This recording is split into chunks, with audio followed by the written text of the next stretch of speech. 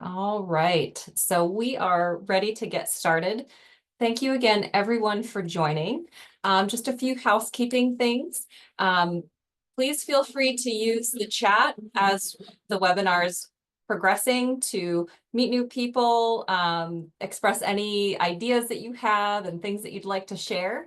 And if you have any questions, please put that in the Q&A box. And that way, throughout the presentation today, we will have some time for questions at the end. So you can put the question in the chat before you forget it. And then we will review those questions at the end as time allows. You should not have any issues with, turning your video on and off and your audio on and off. That has been disabled. So please feel free to just sit back, relax, and enjoy the webinar today. So today's webinar is a global perspective on supporting the information needs of students. And I'm very excited to be here today. My name is Jessica Clemens, and I'm the Director of Development at Technology from Sage. I have Janina. Oh, actually, I wanted to make sure that I introduce where I'm calling from. I live in Northern New York, so I'm in the East Coast. I'm about 5 hours north of New York City, very much in the country. And I'm joined by Janina, who's in Ontario, Canada. Although you might recognize her accent, she's originally from South Africa. And then we have Eve, who is our student, who is originally from Beijing, China, and she has been studying at the University College of London. So it's great to have a diverse panel group today, and it's also wonderful to have a diverse audience today. I think we're going to have a really good discussion. All right, let me click on the right thing. So the agenda, I'm just going to introduce the topic very briefly and then hand it over to Eva, who's going to talk about her experience as an international student. And then the star of the show will also be Janina, who's going to talk about some research that she's conducted as a librarian who's worked in a lot of different areas. So, Technology from Sage is a separate business unit from Sage Publishing, which I'm sure you've heard of. And Technology from Sage brings together 3 different software solutions, including Lean Library, Talus Aspire, as well as SciWheel. But we're not here to talk about products today. We're here to talk about some of the research that Technology from Sage has conducted in the past. We have 3 librarian futures reports from about 2002, 2003, and we're working on some more in 2025. And you can see the link at the bottom for the full reports. It's Technology from Sage/white papers. And today I thought we'd talk about our second report, which is the knowledge gap between librarians and students. So we surveyed students and librarians from across the globe, and we had some really interesting key findings. So the summary here is that students are aware of the library, but don't think of the library in the same terms as the staff do. And I think that's a really great point that in a lot of ways is a no-brainer. As a librarian myself, it's easy to try to train students or educate students to be little librarians. A colleague of mine loves to use that phrase, but I think we all know that that's not the case. They're not little librarians. They have their own experiences, they have their own needs, and there's a lot of work that librarians can do to connect along those dots. We also know that students require more support across the different stages of an undergraduate journey. And our topic today also illustrates the point that there are a lot of differences across students. There's international students, there's first generation students, there are mature students, there are those typical students as well. So it's really important to know what those needs are in your community. And there are significant differences in confidence and growth between these students groups. So Eve's experience is very interesting, very dynamic, and it's just one of many different experiences and student journeys that librarians have to support. So this is just a very, very high level of some of the information that you can see in this report. So I'd love for all of you to be able to read that if you want. It is, of course, a free download. So with that, the goal today is to talk about these differences across students, hopefully from a different perspective that we wouldn't normally hear. And without further ado, I'm going to turn it over to Eva to talk for a few minutes about her experience and background. Eva, over to you. Thank you. Hi everyone, my name's Eva. I'm currently a penultimate year student pursuing a BA Education Studies degree at University of London, UCL, and then I'm studying at Institute of Education. So I've moved to the UK to study since I was 13 because I was first drawn by like the British films like Harry Potter and Paddington Bear when I was little. So then I decided it was like I was gonna go to a boarding school in the countryside of the UK, which is kind of in the middle of nowhere. And then being the first year of university student in London was really thrilling at the same time being very different from what I've had in the past 5 years, which was being in a full-on English countryside context. So then I found London being very, very dynamic in terms of cultural, like people, backgrounds. There's so many things to see, like the theaters, concerts, and events. There's just so much going on at the same time. It's really, truly fantastic for me as a university student. You get to do a lot of stuff. But then at the same time, it was kind of like hard to find a work-life balance because there's a lot of things that can easily distract me at the first few weeks of university because I found everything being so new. And then, but then I still had a lot of assignments towards reading week, which is actually around this time of the year. So after like 5 weeks into the term starting, you starting actually do need to sort of lean more towards the academic commitments. And that's when I spent a lot of time in libraries. So UCL have a lot of libraries, and the one that's my favorite would be my department library. So it's the IOE library. It's very spacious, it's very big. And then I not only enjoy like looking through books, and actually there's a lot of archives in the IOE library, which also facilitates with my learning journeys when I'm like quoting on certain objects that I want to refer on in my essay. But then also the IOE library is a great way for me just to calm down away from distraction. So I think I enjoy studying libraries because I can also look at other people's in the library. They are focusing on their work, so it's less likely for me to get distracted from my phone or other stuff that could be like people walking or chatting, but it's very quiet in the library. So that's why I enjoy spending a lot of time in the library during term time. And then one thing that helps me in particular is due to my course, I'm required to do a lot of research or like extra readings in my free time or to build up towards my assignments. So I've been using Lean Library for like half a year by now, and then it's really helping me to find accessible um, readings and papers or reports, which I can just press download and it's downloading. Like it doesn't need any hustle of like letting me to sign up for a to an organization or to sign in, etc. So I think it helps me to save a lot of time. So that was very helpful.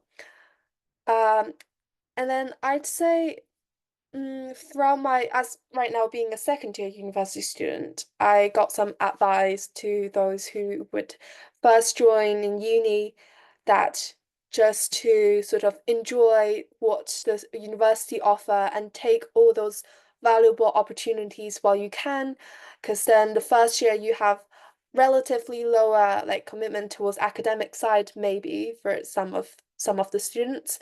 So it's a great time to then dedicate into like the social life to enjoy things that's other than just what university can bring you. So yeah, so that's my experience so far, and I've been enjoying London a lot. That is so interesting to hear. And I love that you had kind of like the country experience in England, as well as the amazing city and amenities that exist in London. And it's also really refreshing to hear that you're an active library user as well. I think sometimes it's it's hard not to be a little bit jaded and say, oh, students only want to work on their phone. So Mm. that, that balance and trying to make sure that you do have those places, and libraries do have these amazing spaces to make you feel welcome, to help you do your work. I think that's really, really refreshing to hear. One of the things that I think our audience would love to know is, are there things that you would like your library to do, or librarians to help you with, that might be missing from your experience so far? Are there areas that libraries can improve to help you? Okay, that's a very good question. So I think so. From my experience so far, this is something that UCL did, but I don't think a lot of my other friends have done this in their universities, which is other parts in the UK. So that UCL, they did a thing called Transition Mentor, which is a year two student help a group of like 7 to 8 students from their freshers year to help them navigate, like navigate the campus in the first term. So this may include things like library tours, guiding them through like how to use the library system, how to search or look up for the books that you want to reach for online. So using the system that the campus provided, which may be very unfamiliar or like just unapproachable for those who just joined university. So then, from an international student perspective, I think not only is Transition Mentor very helpful in terms of the um, skills or techniques that requires to go on to like school system, it's also very approachable. It feels more personalized. It feels like a very warm welcome from the campus.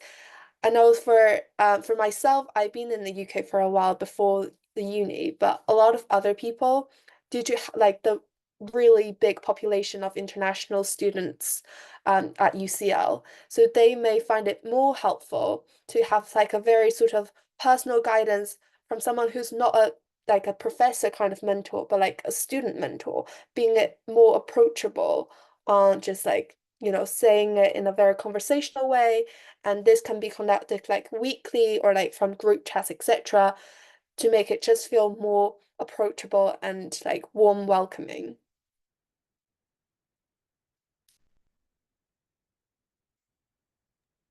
Sorry, I was having trouble unmuting for a second.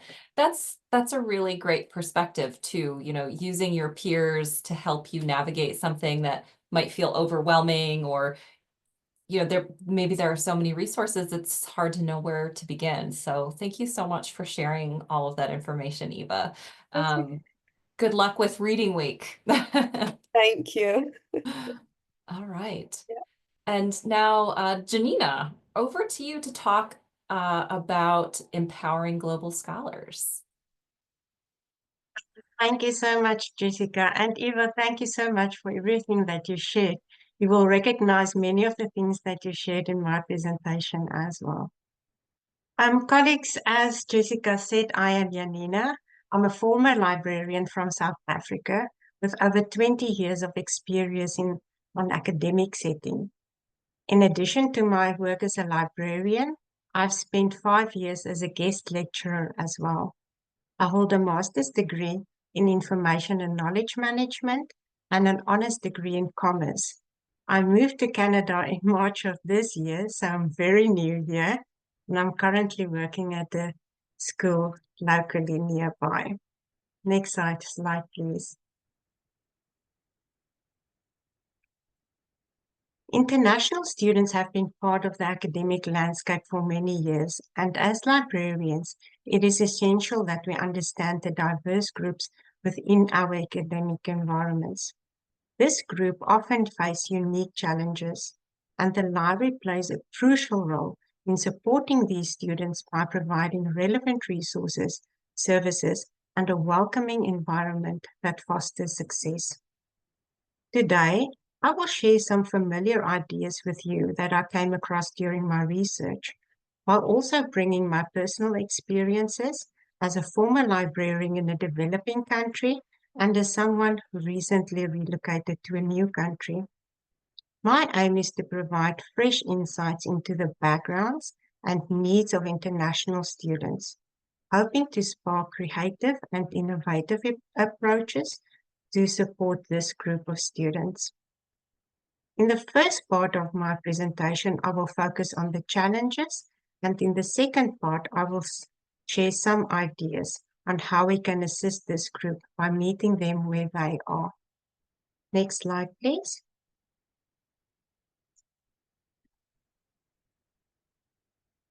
Let's start by exploring some of the key challenges that students face. Due to time constraints, I will not be able to touch on all the issues, but rather focus on a few that really resonate with me. Next slide, please. I'd like to start this section by sharing some of my personal experiences. At my previous university, we were deeply aware that most of our students were first-generation students. For many of these students, their families placed their hopes and dreams for a better life on the belief that they would study hard, secure a good job, and eventually provide for their loved ones. This undoubtedly adds immense pressure on someone who is navigating an unfamiliar academic environment. Furthermore, we know that first-generation students also face challenges such as financial barriers. Many of these students come from low-income families, lack of familiarity with university culture, and difficulty in navigating campus resources, such as financial aid, tutoring, and mental health centers, simply because they do not know that these services are available.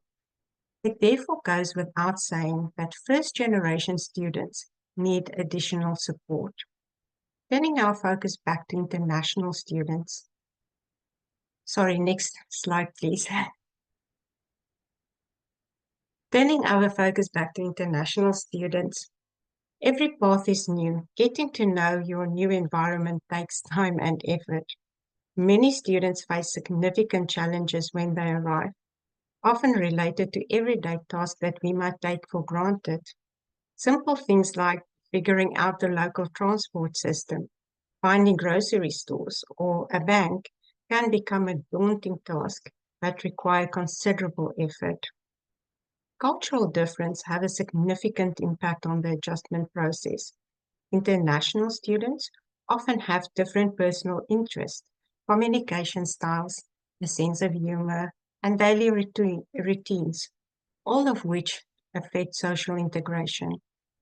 This often leads to students gravitating towards others who share similar experiences and perspective, and thereby forming bonds with fellow international students. Leaving one's home country to study abroad without a familiar support network can be incredibly challenging. Many students have expressed difficulty in adjusting to independent living, especially when they miss their family structures and support systems.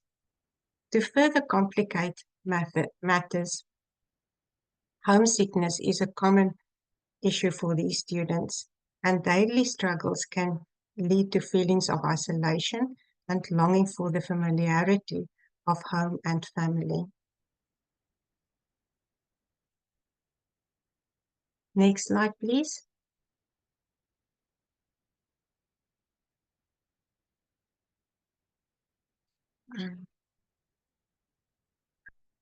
Financial barriers can significantly impact on international students, often leading to various negative outcomes, such as increased stress and anxiety.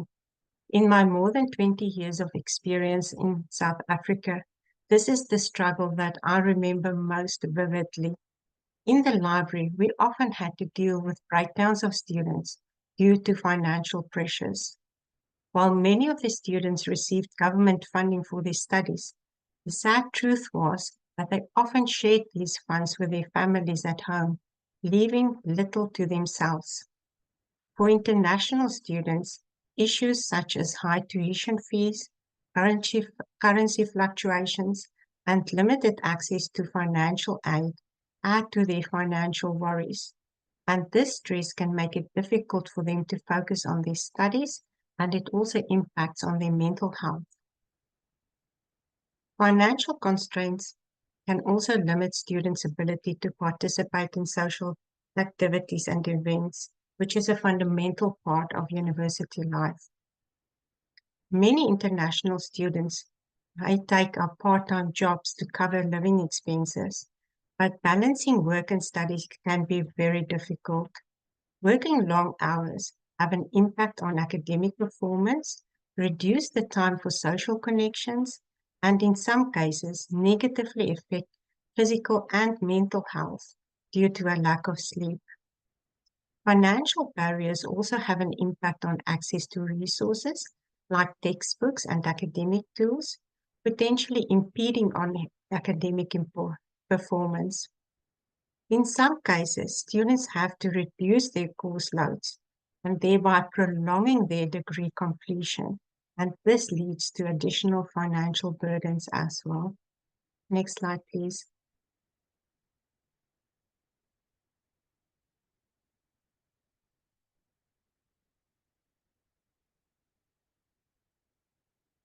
Previous education can also present challenges to international students as they adjust to the new academic environment. Educational systems differ greatly between countries. Some students come from an educational background that prioritize memorization and lecture-based learning, while Western institutions often emphasize critical thinking, active participation, and group projects. Adapting to these new methods can be very difficult and may leave students feeling unprepared and less capable. In some education systems, students may not have been encouraged to communicate or present in a second language, such as English. If students haven't had strong training in the new language of instruction, it can be hard for them to understand lectures, write papers, and join discussions, especially in subjects with complex vocabulary. Expectations around academic accuracy, plagiarism, and research methods can differ significantly. What may have been acceptable or encouraged in one educational system may be discouraged in another, leading to confusion and, in some cases, unintentional academic misconduct. Education systems can also shape students' comfort in interacting with faculty and peers. In some cultures, students are expected to maintain a very formal relationship with their professors, whereas others encourage open dialogue. Adapting to these cultural expectations can be difficult and impact on the ability to connect, ask for help, and participate fully. Next slide, please. Let's focus now on library-specific issues. For students to fully benefit from the library, they need to be aware of available services and resources and understand how they can use them effectively to support their academic journey. However, we know that students often turn to Google Scholar, and more recently to artificial intelligence as their primary sources of information. This trend is seen in both domestic and international students. However, this does not necessarily mean that the library as a physical space has become obsolete. In South African libraries, there is still a strong reliance on the physical library, mainly due to two factors. The first one is that quite often students' accommodation is not ideal for studying. And the second one is libraries fulfill students' need for human interaction. In my research, students shared that the physical library provides valuable opportunities to connect with peers, discuss ideas, make new friends, and feel part of a collective working towards the same goal.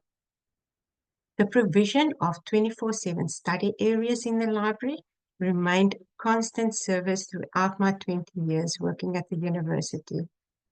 Some students even spend the night in these facilities to ensure that they attend exams and tests on time.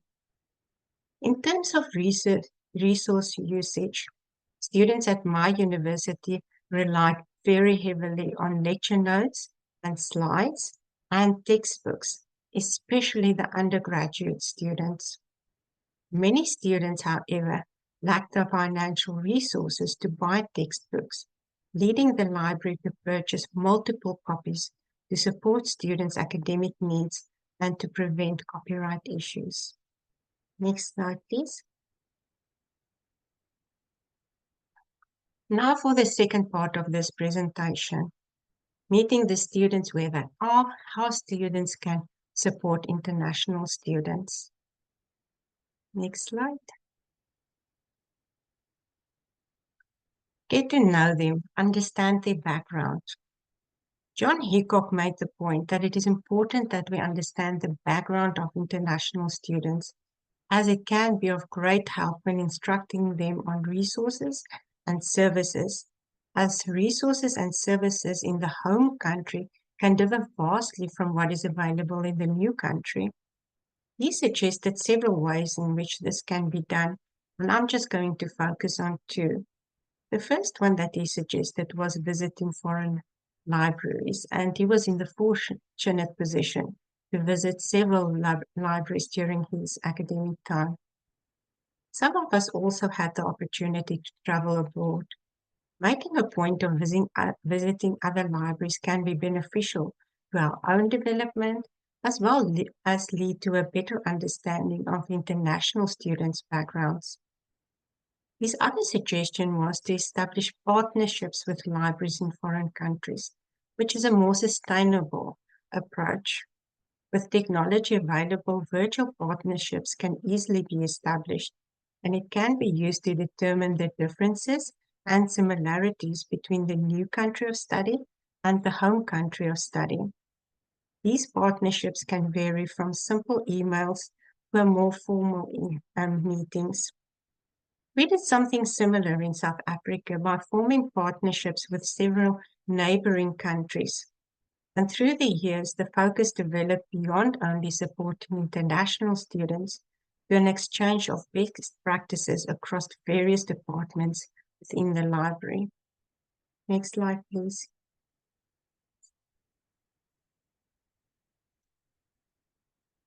Previous studies have found that social events often foster a positive experience with international students, and that it can also be helpful tool to students to adjust to the new environment. Social events can help international students feel welcomed and part of the university community. Events such as library orientation sessions, welcome gatherings, or cultural celebrations introduce students to library staff, resources, and their peers, building a sense of belonging that encourage ongoing library engagement.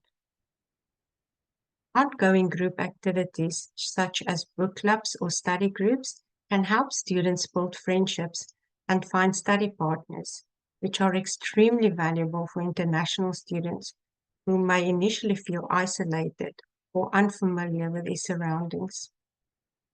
Libraries can also host cultural exchange events where students from diverse backgrounds can share aspects of their culture.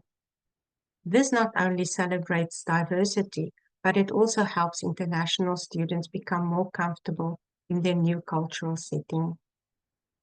Social events familiarize students with library facilities and staff, making the library a comfortable and approachable space.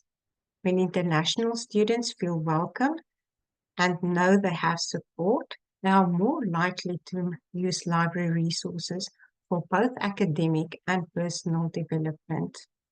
Next slide, please. Libraries can provide valuable language support to international students by creating several services and programs designed to enhance language skills, build confidence, and support academic success. We can provide access to language learning tools, software, ebooks, audiobooks, and apps that focus on improving vocabulary, grammar, pronunciation, and conversation skills. Some libraries also host conversation clubs where international students can practice English with native speakers in a supportive, low-stakes environment to improve their conversational skills. This is something that's also being done in the public library where I stay, and it really works very well. Guided reading and discussion groups where international students can read and discuss books, articles, and other materials in English will assist students in expanding their vocabulary, improve comprehension, and build confidence in speaking. Workshops on academic language and writing can offer students academic language skills like writing research papers, understanding academic terms, or preparing presentations. Next slide, please.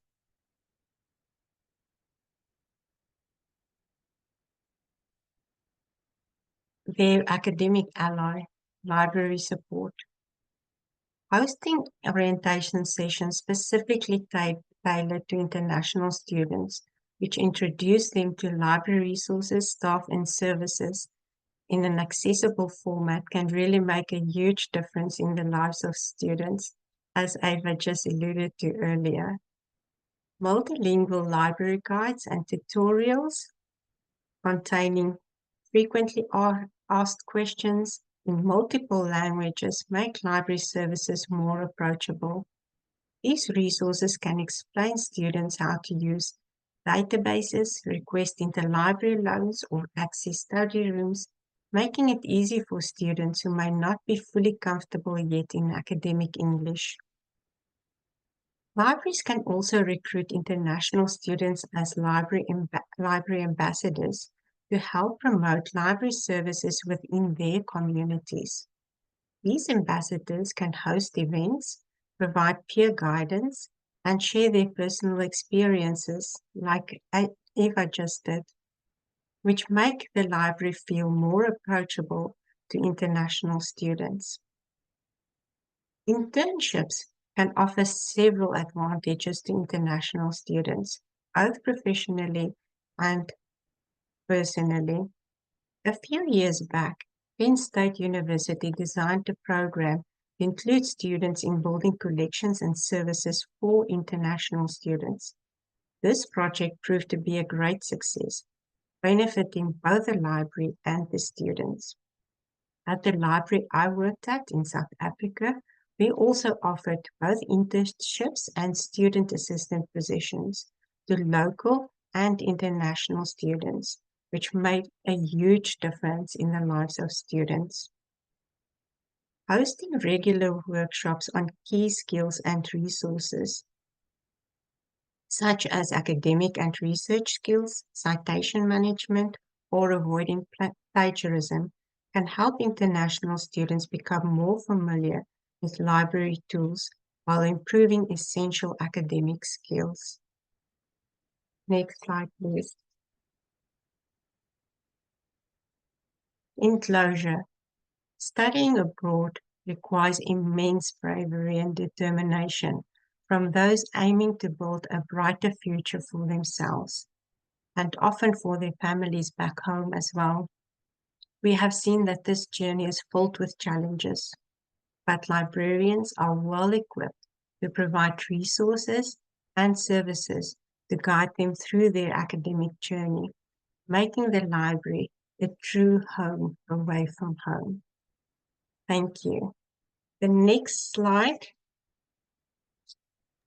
is just resources that I consulted while preparing for this presentation, and the following slide will have our contact details. Thank you so much, everyone. Thank you, Janina, and thank you so much, Eva. The LinkedIn details are below, and you can see their full names spelled out below them. I didn't include my LinkedIn information, but I am just as easy to find if you want to connect with any of us on LinkedIn. But more importantly, I just wanted to thank both of you so much for your insights. academic studies can be so difficult, even for the most well-equipped student. And having this background, these reminders, and all of your good insights, I hope the audience has really appreciated having some new ideas, some different things to work on, and international students add so much to the rich culture and experiences at institutions.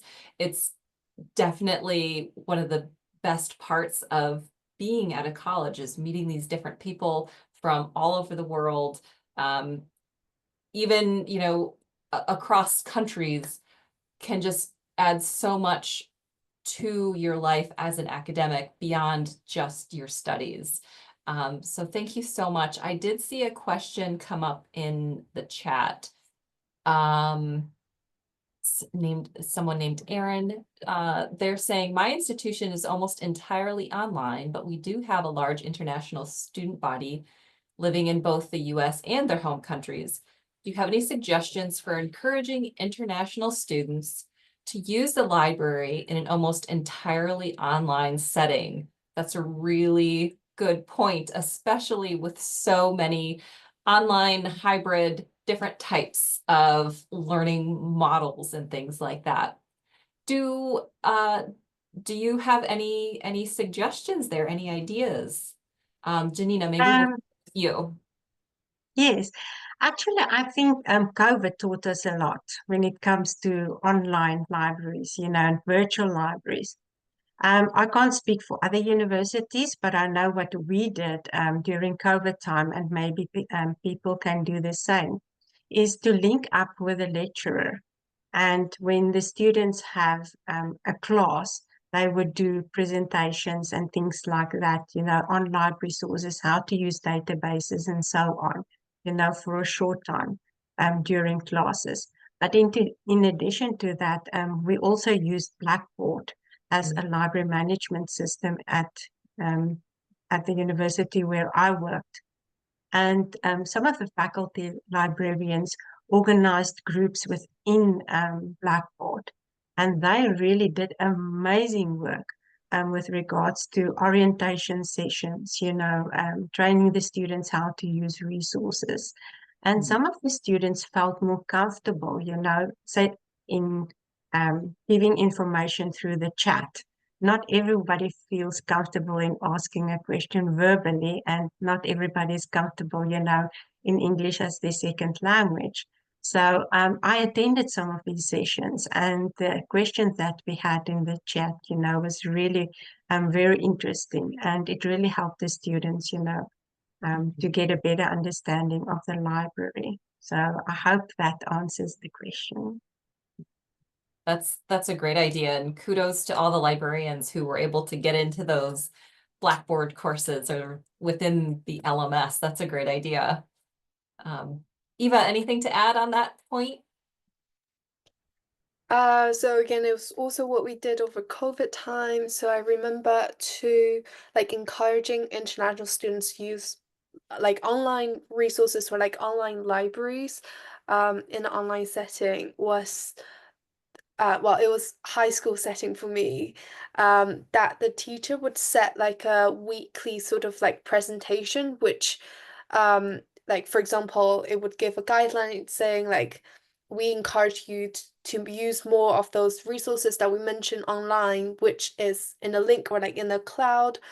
And then this encouraged students then to sort of getting into the habit of accessing those cloud information, which is posted on the institution's websites. So this was at the time because the presentation itself was mandatory, but encouraging students to look at the online resources more was more like an optional but encouraged way.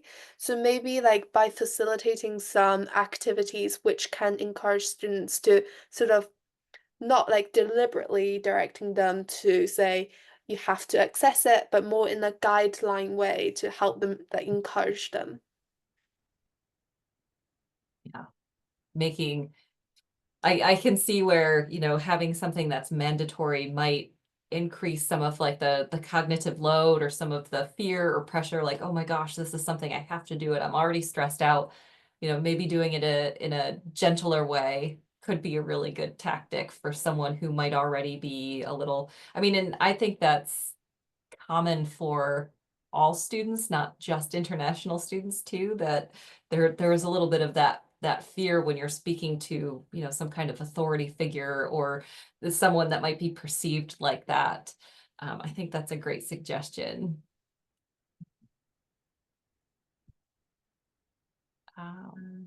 There's one more question that just came in. It said, could one of the presenters talk a little bit about some of the common differences between US libraries and other libraries in the world? Maybe I'll say, maybe Janina, we could broaden that to North America too, since you're in Canada. Yes, it will be difficult for me to speak on behalf of the Canadian libraries. I've only been in Canada for a few months. Um, y- the differences that I could see between the Canadian universities and the university that I come from, there's a lot of focus on orientation in the beginning of the year.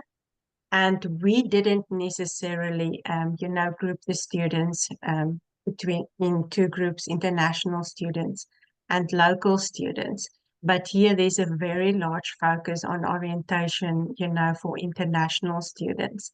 The other thing that I also noticed here in the beginning of this academic year is the way in which they make the students feel welcome, the libraries, and the little things that they do to get the students to come to the libraries, use the libraries and orientate them in the libraries, the welcoming sessions. And the one of the libraries had like, a little mascot that they use for the students. And the students really appreciated that. So that's one of the biggest differences that I could see from my side. I don't know if you want to add on that, Eva. Yep.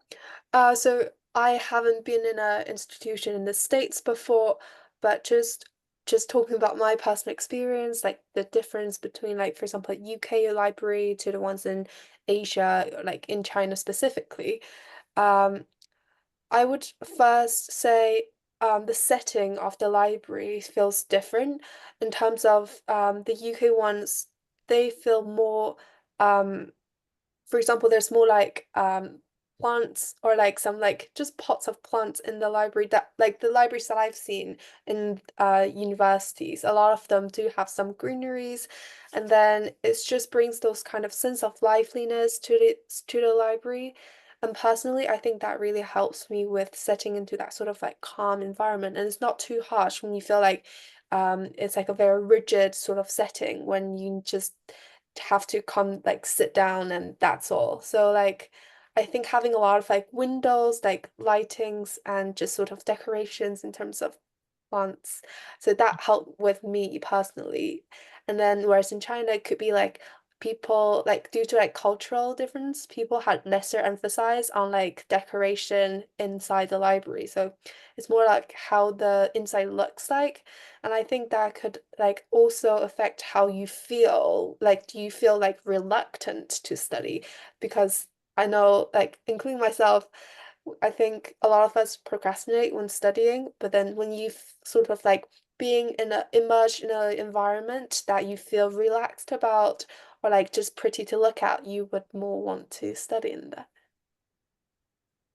Nice. Sorry, Jessica. Maybe I can just add to my previous point. About 10 years ago, I was lucky enough to visit several libraries in New York. So I went to Columbia and NYU, and then, of course, I couldn't miss the New York Public Library. And if I reflect on my experiences there, the one thing that stood out for me was the resources that these libraries had in comparison with the resources that we had.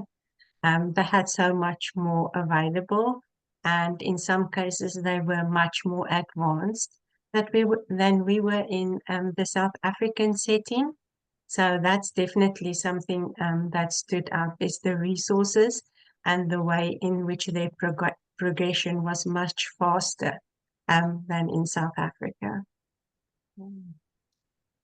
So one of the questions that came in, I think, while you were answering that question is what sorts of things were done to make the library welcoming. I think you addressed that pretty well. And, you know, from my perspective, like that's so great that these efforts that libraries are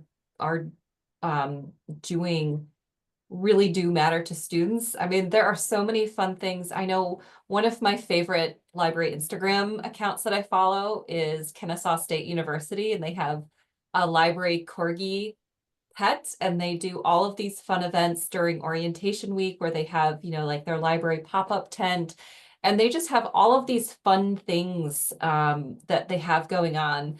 And if you're not following that account, it's worth it just for the corgi. And I think the corgi dressed up for Halloween recently.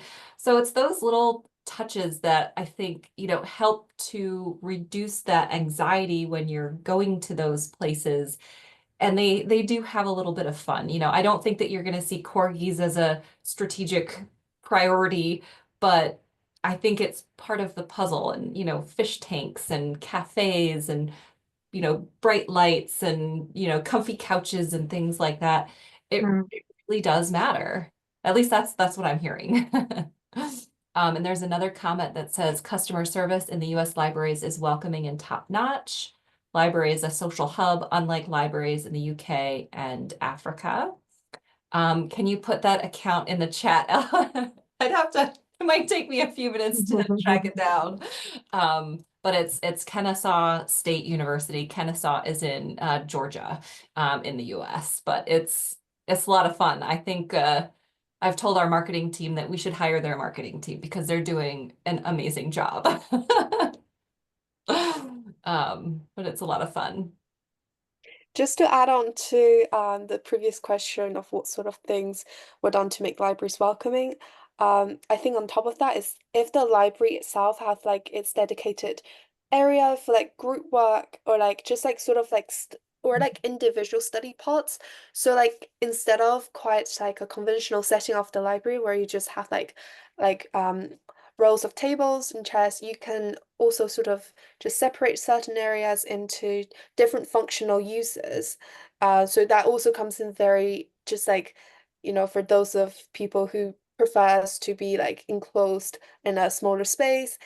And also just a change in dynamics of like scenery, you can move to whichever space you want to. So just maybe like a more cross-functional area for the library. So those would all like welcome students come in more often. I know Yes, I couldn't agree with you more. It was about 7 years ago, the library where I worked at, we revamped the whole library, you know, softening the spaces, creating those, you know, individual study spaces, while also making provision for group discussions because you have so many different students with so many different needs. And it really made a world of difference, you know, to the students. And where I worked, on average, it was not a huge library, and on average, we had like 11,000 students per day, which is quite a lot. And I think a lot of that is feeding into these big renovation projects that so many libraries have been undertaking in the past 10 years to present, where, you know, they're ripping out the stacks of unused materials to make these enriching spaces. And, you know, computer labs are not the right fit any longer. So, you know, it's all about that collaboration and options, I think. Well, with that, I want to thank all of our attendees very, very much for your time today. Thank you for listening to Janina and Eva, and I've learned a lot. I'm really excited. I miss working at a college. I miss working at a college library, primarily because of the students, to be quite honest. They really are so much of the reason why librarians are doing the things that they're doing. So thank you all very much. And I hope that you all enjoy the rest of your afternoon or evening, depending on where you are. Thank you so much, and thank you for the opportunity. Thank you, everyone. And thanks, Jessica, for hosting this. Have a great day, everyone. Bye-bye. Bye-bye.